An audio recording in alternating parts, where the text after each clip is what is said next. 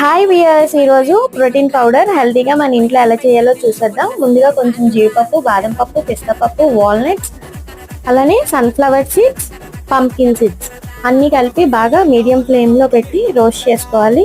ఇవి బాగా రోస్ట్ అయిన తర్వాత ఇలాచీ అనేది ఆప్షనల్, యాలకులు నేనైతే 3 తీసుకున్నాను ఫ్లేవర్ కోసం. ఇలా అన్నీ రోస్ట్ చేసుకున్న తర్వాత చల్లబరుచుకొని ఒక మిక్సీ జార్లో ఇవన్నీ వేసుకొని మెత్తగా పౌడర్లా చేసుకోవాలి.